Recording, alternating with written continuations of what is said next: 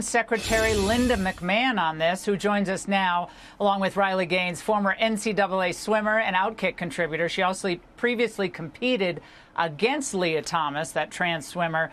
Madam Secretary, tell the viewers of the Ingraham Angle what the big news is. This was an incredible day today, Laura, and thank you so much for having us on so we can talk about it.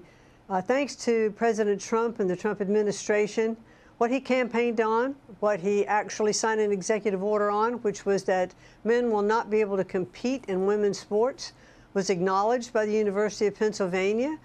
We have signed an agreement with them, and we hope that that agreement is going to be a template for other universities who acknowledge that there is no room for men in women's sports, not only during the competition, but also in the locker room and other intimate spaces where these women were required to be with males who changed in front of them. So this is a big deal. The university is apologizing. It is taking away the titles that were incorrectly given to men.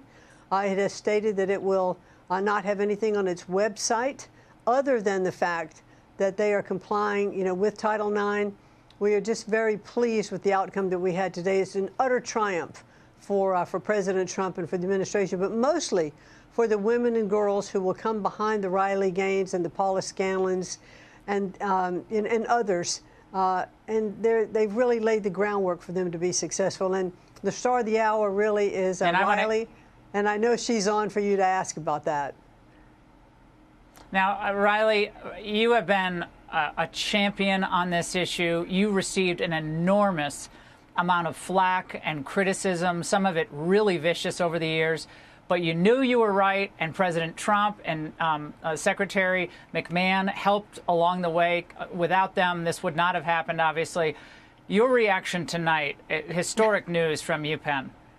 Man, I watched that video back, Laura, that you showed in the intro to this segment, and I cannot even believe that happened. All the while, so many sat idly by and watched and actually reprimanded us as women if we even dared to speak about this.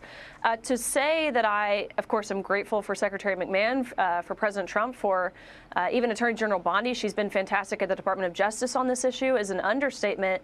I feel vindicated. I feel like pigs are flying. I feel like hell has frozen over. So it is a fantastic day, of course, for sanity, for common sense. But I think more broadly for women, for humanity, for the little girl that I'm growing inside of me right now that I will welcome to the world in just a few weeks. I think of her. I think of her future. That is what Donald Trump and, of course, Secretary McMahon and myself, that is what we are fighting for. So very, very excited about today's news.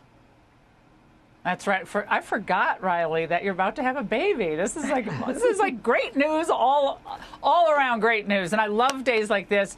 Secretary McMahon, I mean, this is a victory for common sense. I was a college athlete. I can't imagine having had to compete against biological men in field hockey, softball. As a young girl in high school, it would have been impossible.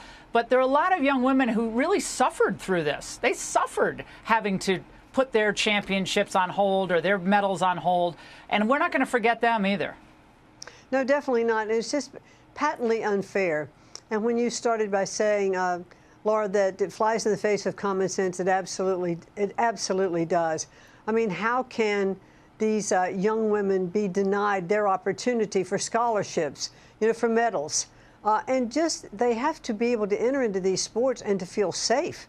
I mean, Peyton McNabb got a volleyball smashed against her face, broke her nose. Oh, God. And she had brain injury from it. Then we have other athletes, Stephanie Turner, who took a knee instead of competing, in a fencing competition because she didn't want to face a man. And, this is just unfair. I think we've righted a wrong today. And as I said, I certainly hope that this agreement that we have come to with the University of Pennsylvania is going to be a template to show to other universities what needs to happen so that they can get in line and make things right for our women and girls who are going into these sports. Now, both of you, I want to congratulate both of you. Thank you for everything you've done for women in sports. And also, more good news, the Riley Gaines Act has officially gone into effect in Georgia. So congratulations, Riley, for that. Yes. Both of you have a wonderful, this will be especially wonderful holiday weekend, Independence Day.